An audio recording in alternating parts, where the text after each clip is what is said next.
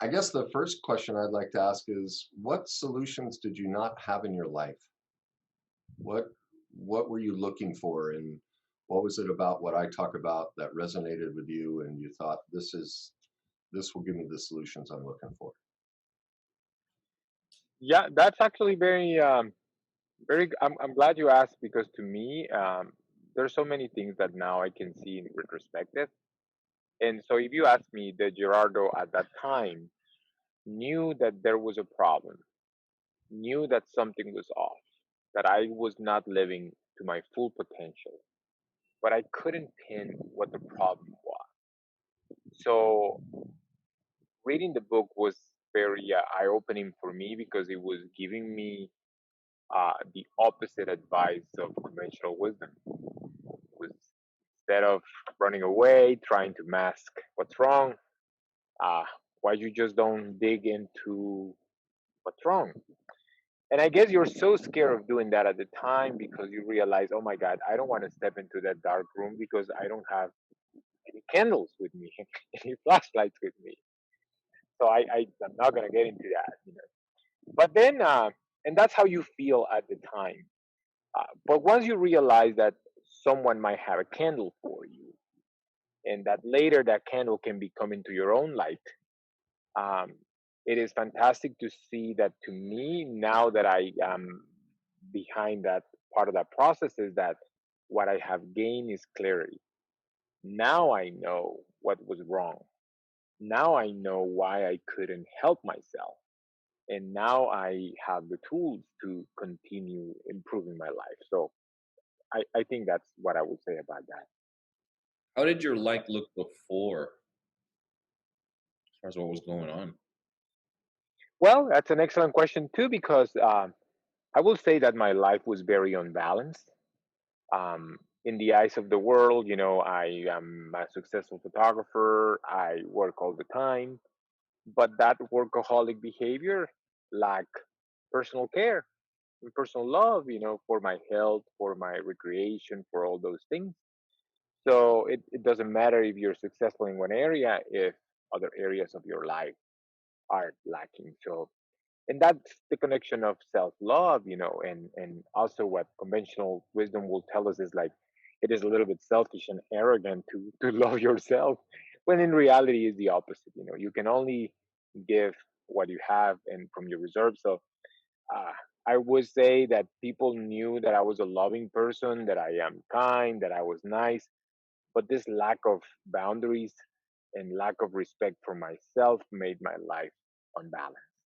How did a lack of boundaries and lack of respect for yourself show up in your life, in your relationship, at work, with your kids? That's excellent question. For example, with my clients, when it was time for me to stand up for myself, I always did it, but with the high cost of anxiety and anger and wait for copyrights of my photos without permission.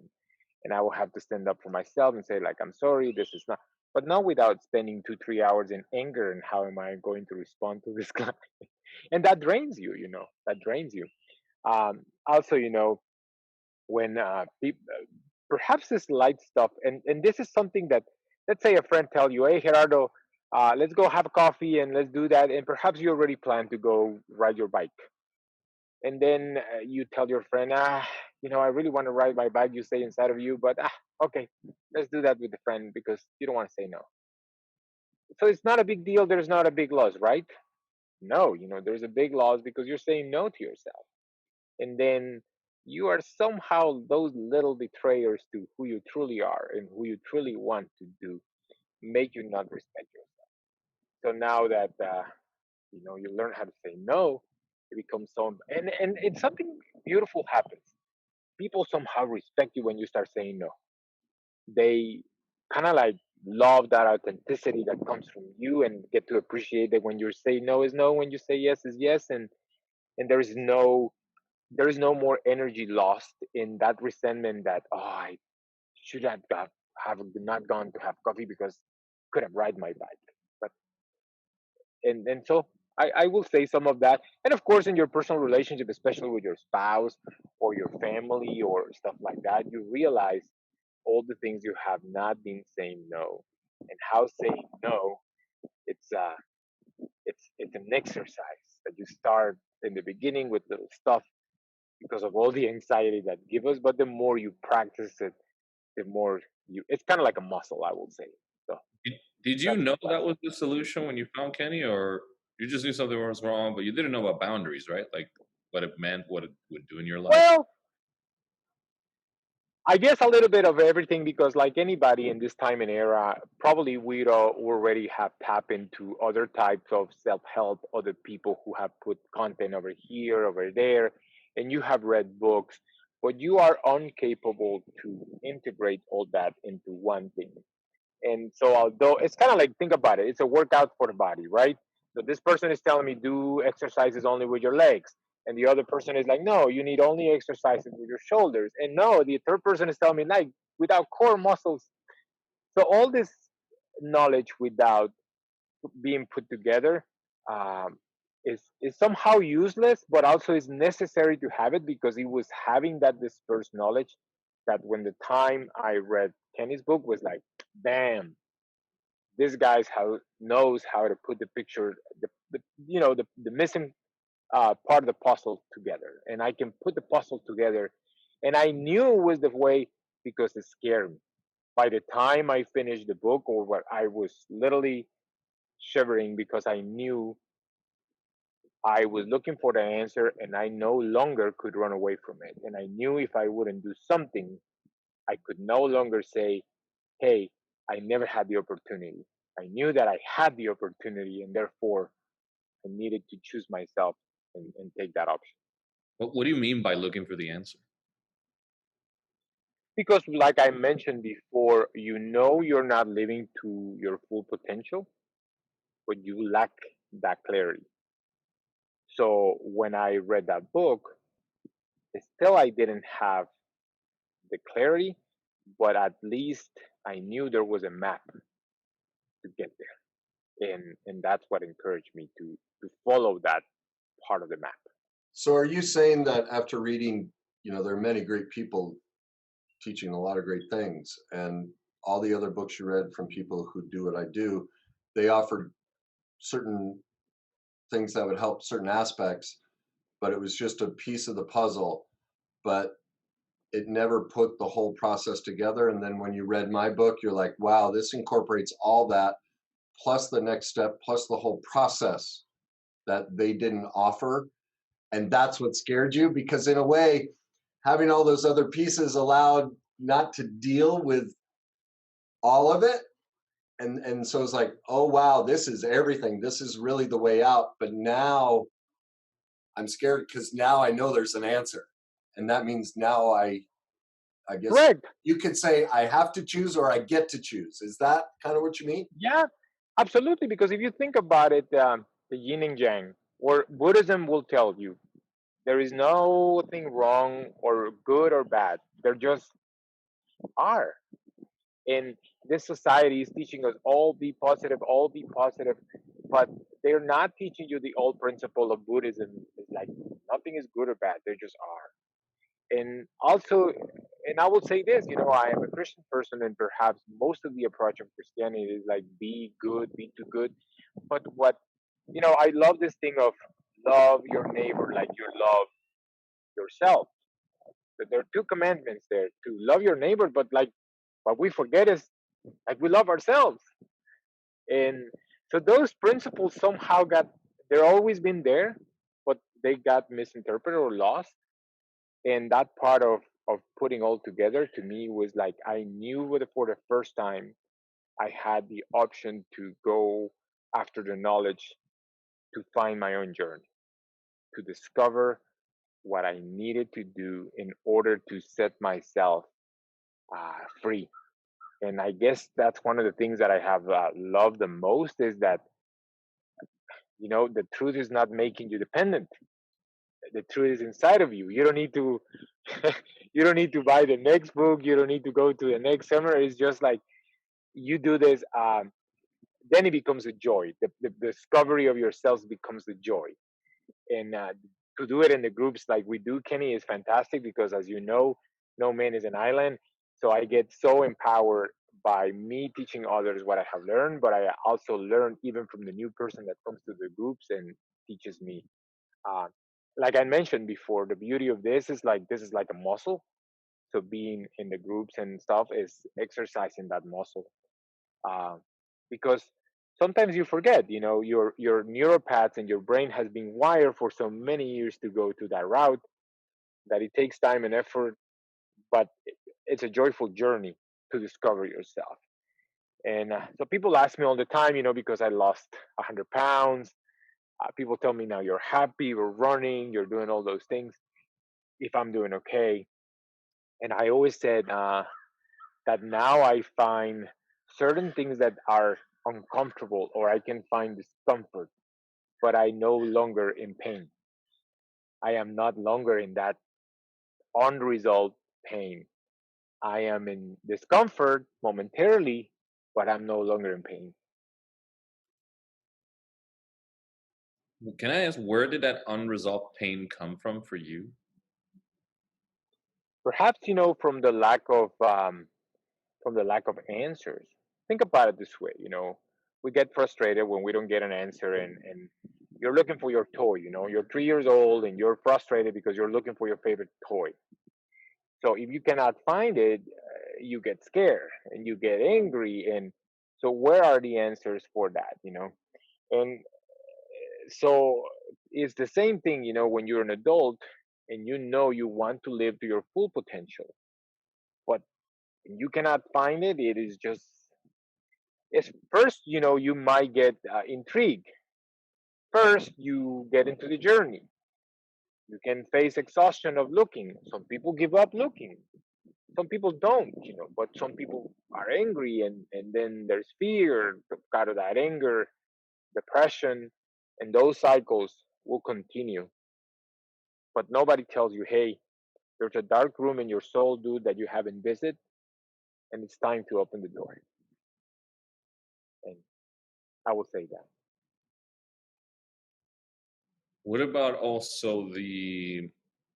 I think I saw a video where you were talking about when you found Kenny. I think you saw a video about smothering love kids. Oh yeah, that was fantastic because I was scrolling on my Facebook and I saw that we should not use our kids as emotional support.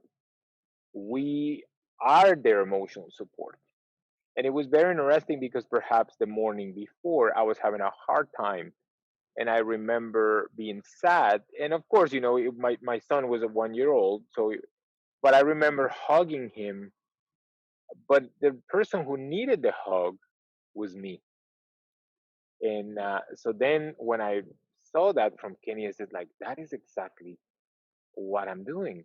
And perhaps right now he's 1 year old, but if I continue feeling when I'm sad, when I'm angry, I'm going to continue tapping into my son for that emotional support. And that is manipulative, that is not healthy. And I guess out of love for my son, I said, well, it's a good time to get into this and find out more about that. And that led me to Kenny's book. And reading Kenny's book, I remember, like I told you, I was so scared, but I told myself, I know one day I will be uh, your student and I will get into this. And indeed, and here I am. Yeah, it's interesting when we come to the full awareness of, wait a second, the hug isn't coming from a place of supporting our child. It's actually coming from needing support, and maybe that's not a problem. But me, by the way, being a son of a single mom that basically had a situation in which I did not receive the emotional support, it went the other way. I know exactly what it feels like to go through that up to the age of late 20s, and it had a huge toll on me, always then feeling like I needed to rescue my mother and feeling like I needed to change hers, and kind of like just, there was never it was never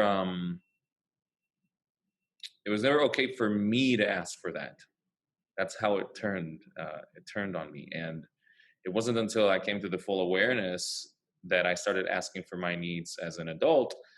And at first, there was this, whoa, whoa, whoa, what do you mean? Right? You always say yes to your mom kind of thing, right? And because I was saying yes to myself and no to her now in my early 30s. You'd think that in your early 30s, and by the way, I could, like, we're both Latinos, so you know the culture. The culture in Latin America is you grow up with your parents until you basically take care of your parents, right? Right.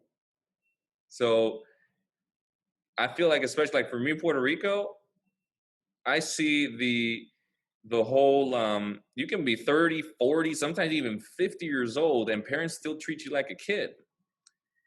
And like, oh, you don't know. Oh, like, wait a second. I'm in my 40s, I'm in my 30s, and whatever it is, I should have the ability to make my own decisions without feeling bad about what you're going to think. I should be able to ask for my needs and wants when I'm around you, especially, or maybe even if I'm staying at your home, and for you to respect that. Maybe I have my own relationship with someone else that I want to respect that time with, and there's a conflict between what the parent wants, that, of course, the older parent at this point, and me living a life of my own with my own family, right? Like, I'm even outside of this, outside of us two, I've seen people where the husband will do things for their wife before he does things for his mother before he'll do things for his wife, and then his wife always got deprioritized.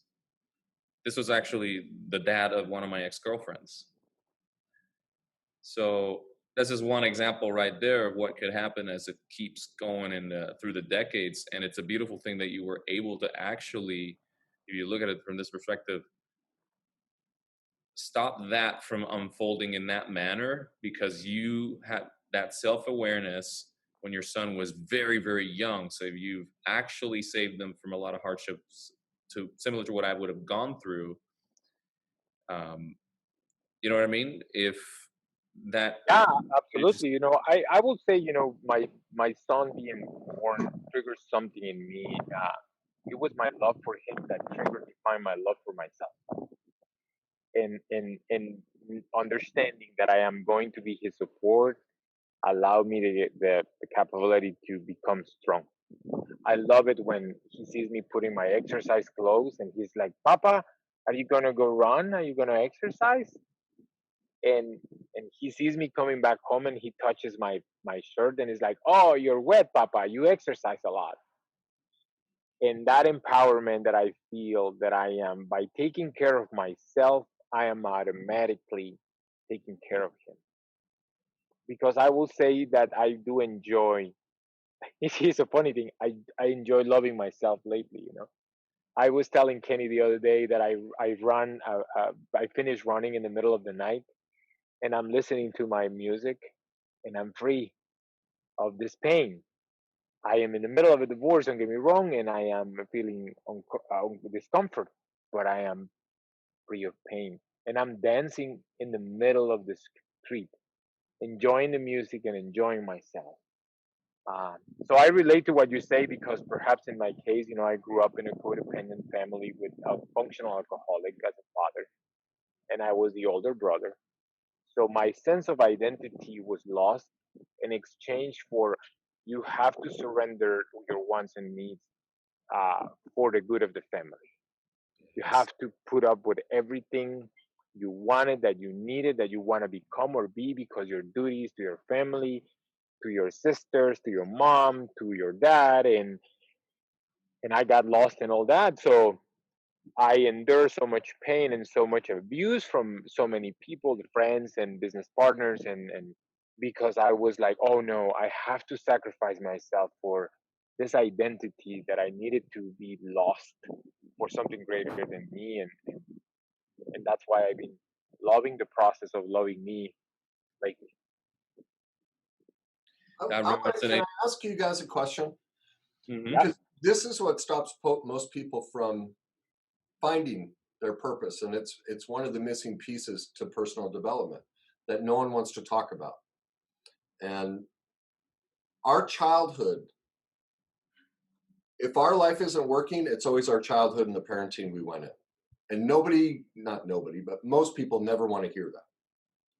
They're like, oh, childhood doesn't matter. And then there's the belief system like, oh, it's okay to, no, I'm being loving by hugging my child like that, needing my child. The lack of information around true loving and true parenting, like right there, that's confronting a lot of societal beliefs that we've all been told this is what we do. And that, oh my gosh, no, I mean, we've been told by the church, by everything, that honor your mother and father. They're always right. They're perfect. They're never bad. And so we're sent this message. If I ever challenge my parents, if I ever think anything was perfectly imperfect, I'm bad. I'm wrong.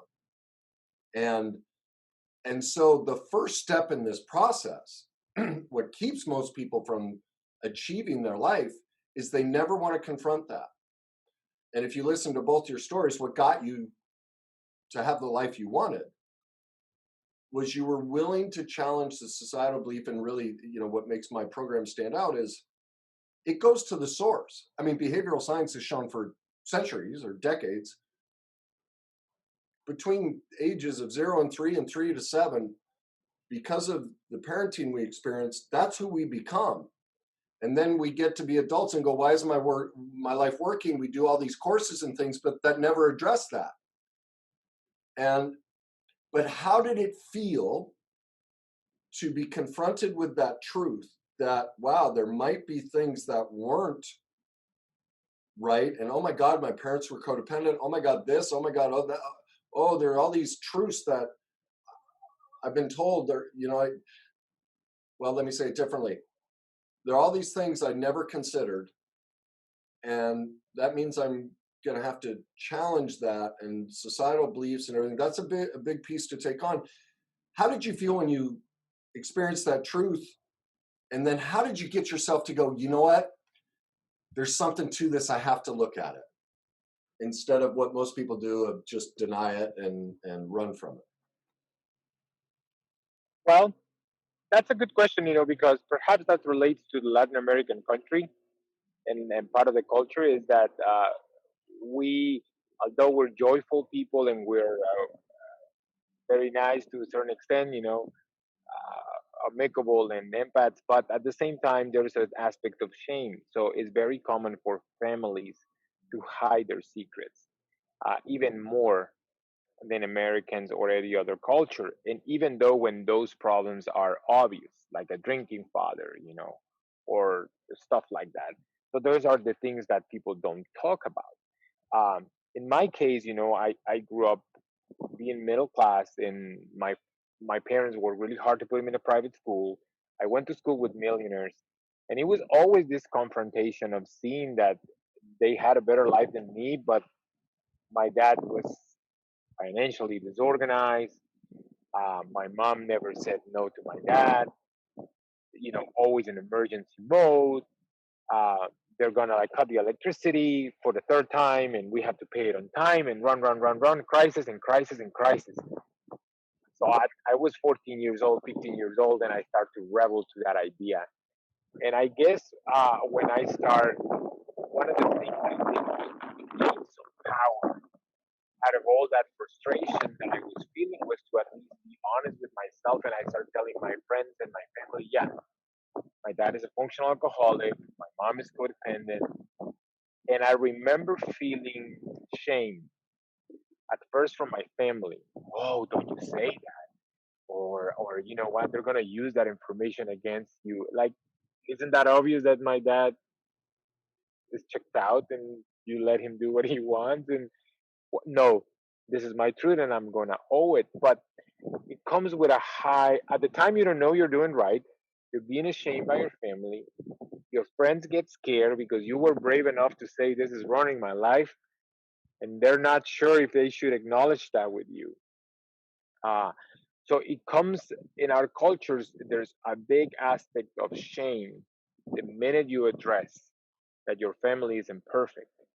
And at first, when I was a teenager, when I was able to see my family was imperfect, my reaction, I didn't know how to cope. So I became an angry person, trying to overachieve, start a business out of my garage, make a lot of money. At 26, I was traveling in Europe, but I was so angry because I still wanted to change my family. And so I was, by running away from them, I was also following the same pattern of wanting to change others, codependence, and but the short answer is like there's a lot of shame in our culture the minute we face our problems and we address them with our family. I can relate to so much of what you said, Gerardo, because I think that has to do with the shame and guilt that we feel and neglect throughout the years. But then what happens is, see, when we grow up in that childhood, through those years, 3, 5, 7, 9, 13, 15, we're for the most part seeing the world from the inside out. And we sort of just accept it. That's what I realized. That it's like, oh, that's how it is. So I guess it's okay. My stepfather screams at my mother and walks out almost every night slamming the door drunk. So I guess it's okay if he's hitting my 3-year-old sister on her mouth till her gums bleed, and he wants to hit her more. So I guess that it's okay if he's screaming at my brother to have him eat his Burger King and until he pukes, because he should eat instead of not eat, because he says so. And it isn't for me. It wasn't until I started truly looking at that from the eyes of an adult, thanks to Kenny's book and content and trainings, that I started questioning my own answer of when he, for example, Kenny asked me, so your childhood, like, how was it? And I was like, oh, I had a great childhood. It was nice. And I went to private school. I can relate somewhat to you, right? Went to private school. You know, food was always there, shelter. We always had a car. You always think of these like basic things. I never thought about emotional needs. I never thought about all these other things as a kid. And then when I started looking back at my challenges, past and present, well, I'd always avoided relationships. And the relationship, most meaningful one to me that I did have, it exploded into this destruction. At work, I would always have these massive ups and downs, super highs and then super lows. I would tear it all apart, almost like in pure self-sabotage. That's me. Yeah. Yeah. Yeah. I was running a marathon and quitting 2 miles before the end line because I got bored and I didn't want to. Or I did things just to prove others wrong. And once I achieved success, I got bored. I was willing to prove other people wrong, but not out of love for me. And that's the thing. And when we do that, I know exactly what you're talking about, because that then it would turn into, well, everybody's wrong. Fuck everyone. For me, that's always what it was. That's what I realized too. I was like, well, that's exactly what I did when I left my first business in 2013. I was like, fuck everyone. Then it happened again 2016. Fuck everyone. Everyone's wrong. I don't even want the clients. I don't want the friendships. I don't want the girl. Like, I don't want anything at this point. I'm going to just be an island, and that's what's best. Just be alone and not interact with people at all. Until I realized that's not the answer either. And what I hear you guys describing, if you think about your two stories, you just described the men and women who raised you and how they handled everything. And so that's why I was curious, because no one's teaching to go back and look at that. Yet it's everyone's life. Your childhood you're just reliving it till you heal it. But there's a very big reticence in everybody to look at that. And so when you consider that, though, to make my kind of focus in on the question, because I know that's, if anyone's listening to this, they're going, oh, no, that's not true. Like, here's a perfect example. I can't remember if it was Ted Bundy or one of the serial killers. And it's a documentary, and they're talking about how they don't understand how he became so evil because he had such a great childhood. And they're talking to the neighbors, yeah, sweet kid, boy, yeah, everything. And, see, never saw any problems in the house. And then they talked about how the dad was an alcoholic and the mother used to throw plates. And the narrator, everyone's going, yeah, we have no idea. And I'm like, did you not? and this is funny. It's like with you, Dater, how was your childhood? Fine. And I'm like, wait, you just said your dad was an alcoholic. You were abandoned. Like the disconnect. Like we're all just so disconnected from the truth of the perfect imperfections. I guess Like, because How do you make denial that protects you. transition to go, oh my God, maybe I need to look here? absolutely. Somehow, what you just said, it's like somehow we get to deceive ourselves to believe, oh yeah, first day of marriage, the husband should be telling the wife, you belong out there with the dumpster, with the trash. That's first day marriage stuff, right? So that's how it is to be in a relationship. That's what the man says. That's what you learned. Exactly. And then what you're talking about with the alcoholic and the plates, we learned it's normal. That's what's happening.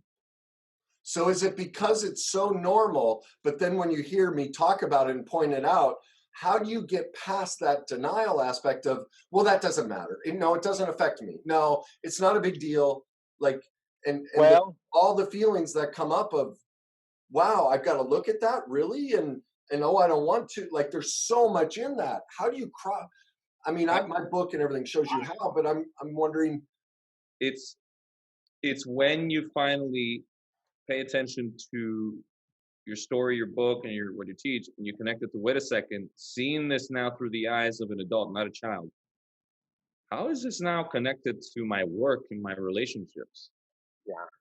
And I think that what happens is that the denial comes from the fact that you are trying to create this idea that at some point you at least had something of value that keeps you grounded. And if when you are saying, "Oh no, I didn't have a good childhood. My parents didn't do the best," accepting that we have this belief in those stages that makes us inadequate. But of course, I'm screwed up, and I couldn't even have that to accept that your childhood wasn't perfect somehow is connected to the wrong belief that that makes us inadequate. And because the brain cannot accept that inadequacy, we run away. And I guess that's why it's so cool, Kenny, when we talk about being perfectly imperfect, because when you are able to see yourself with compassion, you realize that your parents were only human. And you know what? That there is no inadequacy in that. That you were just a kid. That it wasn't your fault. It is not. It wasn't your fault, but it's your responsibility to fix it as an adult. And even talking about denial, I will tell you. My mom told me like maybe 6, 7 years ago, Gerardo. You know what? I want to talk to you. And at some point, we're having casual conversation. It says like, we screwed up with you. Like, what do you mean, mom? Yeah, I wanted to apologize with you because when you were 10 years old, we basically made you an adult and we put you in charge of taking care of your sisters, and you did well and helped us, but somehow we stole your childhood, and we didn't know any better at the time. And I just want to apologize for that. And I want you to, so you will think that an adult like me is waiting for that aha moment when gets validation from his mom. And I'm just saying, like, no, mom, what are you talking about? It was all cool. It kept me responsible, kept me grounded. So that awareness needs to come from us inside. And to me was when I understood that not having a perfect childhood didn't make me inadequate. That I wasn't betraying my family, my mom, my dad, myself by being brutally honest with myself. So that's what the So coursework and everything taught you, because I think what you're saying is what keeps us from facing it is if I admit that my childhood is the determiner of my life, and my relationships, my career, every aspect is a mirror to the childhood I haven't healed, addressed, and ultimately forgiven myself and others for. If I admit that, that means I'm inadequate. But by making the choice to read the book, go through the coursework, the coaching, all of that, what you realize is, oh no, I'm not, it doesn't make me inadequate. It actually makes me adequate. And now I no longer need that approval from mom and dad, that recognition of, oh my God, you were just saying the story of mom and dad coming to you and go, hey, we were imperfect here. because you learn to heal that within yourself and you see it. Is that what I'm hearing you saying? As Yeah, and also it's connected to my story of rejection that we worked before, because now knowing that doesn't make me inadequate, then I don't reject myself, and I'm able to love myself for what I am, perfectly imperfect, and for the perfectly imperfect childhood I had. I want to highlight a part that happens possibly right before what you just said, Gerardo, which is in order to get there, you have to, I say you as a collective, when someone's getting to that place, you have to address the ego. Because what's happening, as I've realized, the ego is, well, I just make more money to solve that. Because more money is what solves no problems. Well, I'll just get another girlfriend or wife. Well, that's just right. You put basically a responsibility on something else and hope that it's going to solve the problem, some external force. And it isn't until, like, for example, I say this, Kenny, because as I told you, you can read the book, your book, and you can even go through some of your content, but it can go one ear out the other. It isn't until you've addressed the ego, and by addressing the ego, I actually mean you realize that stuff, none of it is working. You go, wait a second, like making more money is not working. It is absolutely evident. At this level of income, the same problems happening, I would have never expected that. At this point in my life, this is still happening with my relationships. How is that even possible when my career is this good? Right? All these things. My relationship with my clients is much better than my relationships with my lover. How is that? How can I respect my clients way more than my love? Like all these things. And then you start asking these questions that shatter that ego and that attachment to the external source of validation. And then you go, wait a second, this stuff that I've been ignoring has to do with it. And that's where, when you if you revisit the book or the content of your coaching or your course, you're able to look at it from this perspective that's open-minded and that has all the walls coming down. And that's when you start seeing the answers. Does that make sense? well, yeah, what I describe it as, and I think I'm the only one in the industry that talks about this. The single greatest killer on the planet today is denial. And nobody's I'm the only one. Byron Katie teaches a process, but she calls it the work. But no one's developed a comprehensive process. Nobody, on how to confront denial and overcome it. And that is the single greatest skill set you need. That's what's keeping everybody, because you call it ego. Other people call it false personas. Some people call it the shadow personality. There are all these different terms for it. The devil, it's been coined 1,000 different ways, but it's all the same thing. It's the denial mechanism, the refusal to see who I truly am. And nobody has ever laid a process out to discover that, wow, how does denial work within me, my shadow, my ego, whatever you want to call it? And more importantly, how do I address it and overcome it? And that, to me, is what separates what I do over anybody. Is I call it the scales of injustice. Because of childhood, we have low self-esteem. Now, Jeff Bezos, all these millionaires would say, oh, look at what I've accomplished.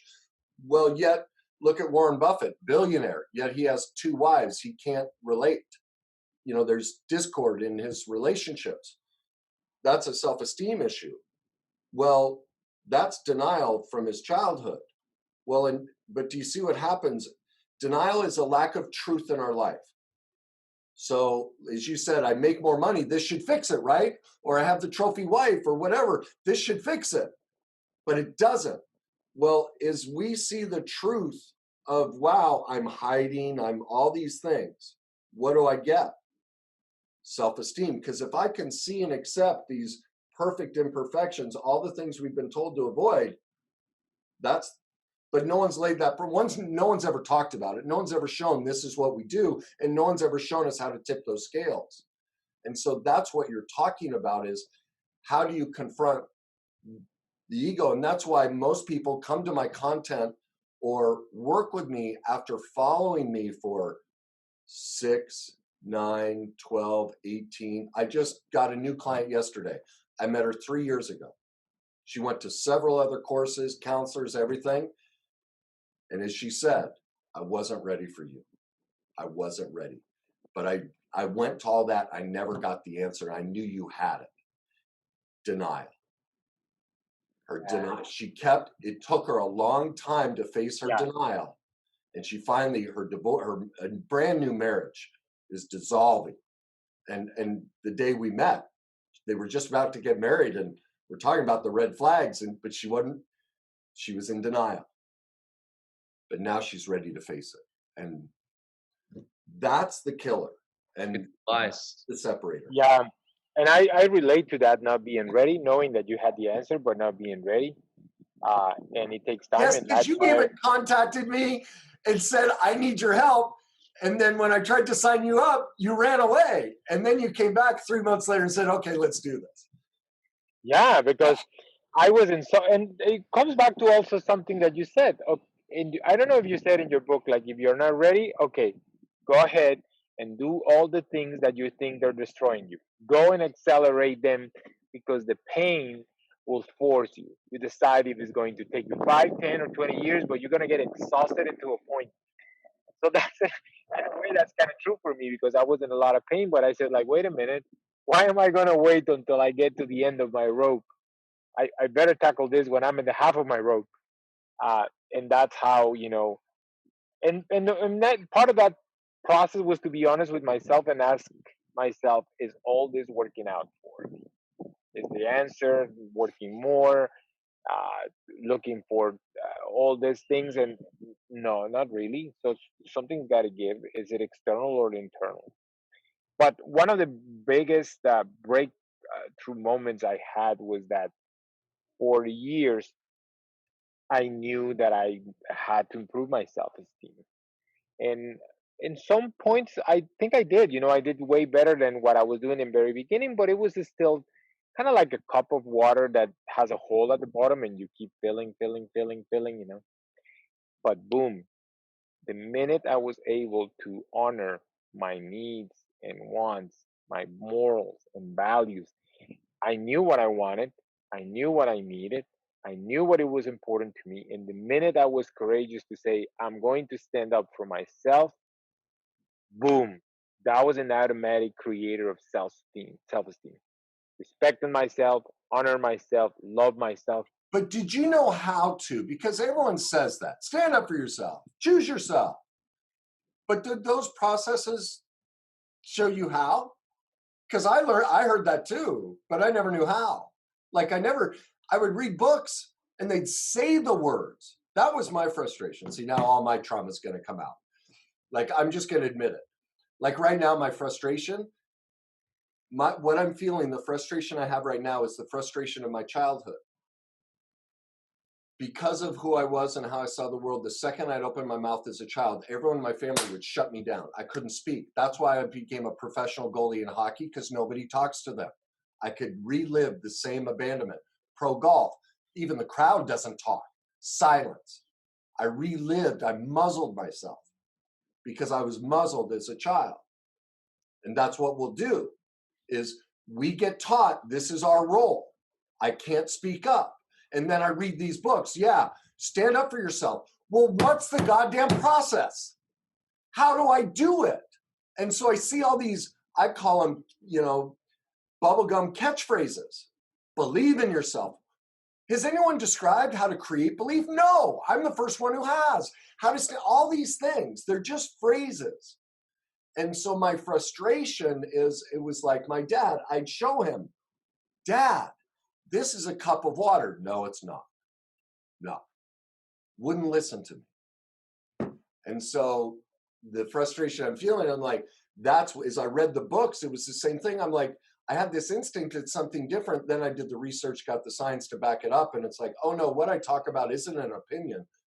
It's based, what we know about science to this point, it's all backed by fact. It's provable. It's not just a theory. It's provable.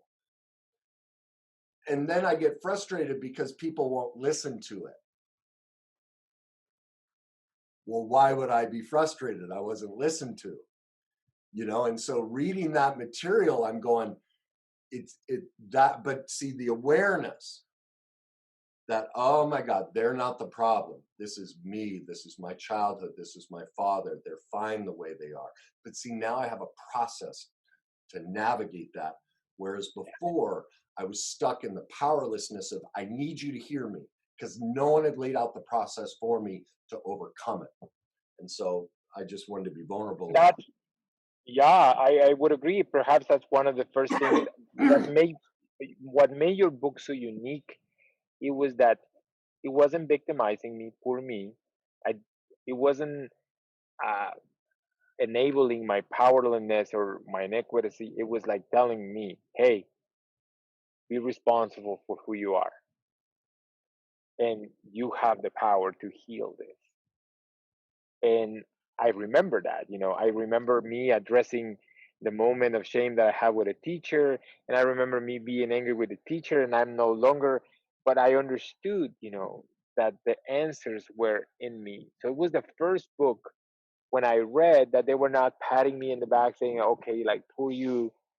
Uh, it was the first time that I was being held accountable for myself.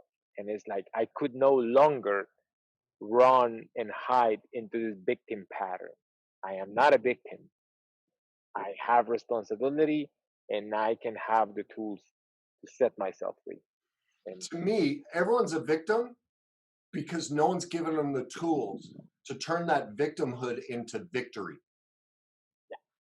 They pat them on the back, but they never give them the process out of it. And so they stay the victim. They'll claim, I'm not a victim. Like when I hear people go, I'm not a victim, you just proved to me you're stuck in victimhood. But they don't know that. They don't know why.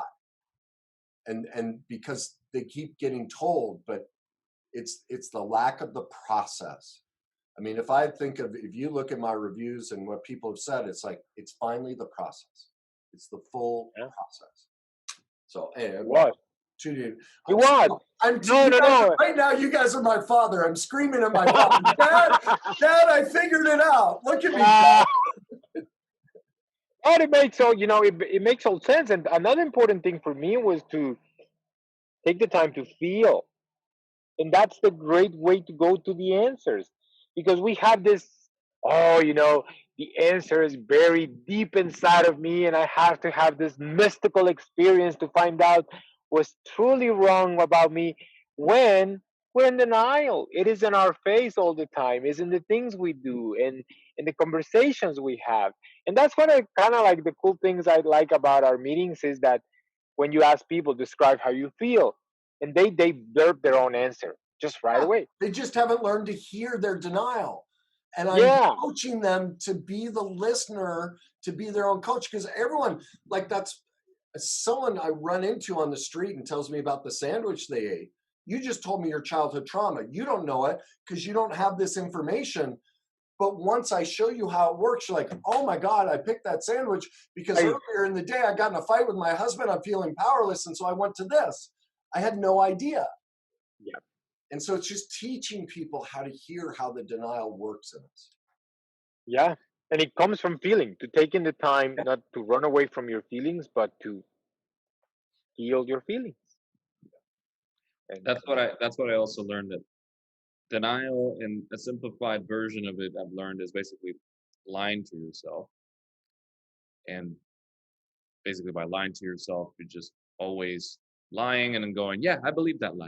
I believe that lie. Like I did have a good childhood. It wasn't that bad. Oh, I lied to that person technically at work today, but yeah, it's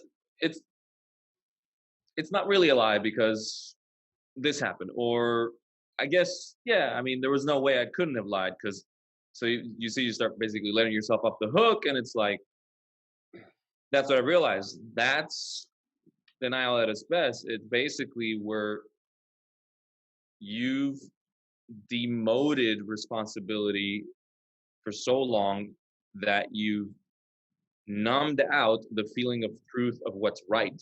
Bingo. So you're basically, what you're saying right now, also Gerardo, is if you don't have that, you don't feel yourself, you don't feel your truth. All you can feel is the truth of other people, and that's why they're the problem. And that's why I feel I need to make more money, and that's why I feel I need to get that girl, even if she's rejecting me like crazy, she doesn't like me for who I am, right? All these things, or however, whatever the situation is. Yeah. Or that's why maybe in a marriage, that's why I deserve to be abused, or something like that. Yeah, most people don't like the word denial. It's too caustic. Lying to ourselves is probably a better way, but we're completely unaware that we lie to ourselves all day long, and we don't want to admit that. No, no, no, no. I tell the truth, and so it's seen because it doesn't make us bad. Because what did I say? The scales of injustice. When I see how I'm lying to myself, because denial or lying to ourselves is it's when we lie to ourselves, we can't have self-esteem, because basically I'm lying because I don't want to admit something about myself. I don't want to see this, because if I see it, I'm bad or incapable or some sort of, it means something is defective in me. So I don't want to see it. But what happens is, the second you become an expert in it, you go right at it, you embrace it. What does it give you? Truth. What's truth? I can see I'm imperfect. I can see all of me now. If I can see and accept every aspect of me, the only result is massive self-esteem, massive career accomplishment, great marriage, great relationship, great friendships, peace, happiness, and everything. What's keeping everyone from the life they want is the inability to work that process, to even understand they're in that process. I have some examples to illustrate this in a more simplified fashion as well. A little lie, for example, can be, for someone like me, for example, who just grew up as a social nerd, so to say, who was very inadequate in regards to that. As a little lie can be, somebody asks you to go to an event and you go, "Oh, I'm sorry, I can't go. I have work." Yeah. But you don't have work. You could make time for it if you really wanted to. That's a lie.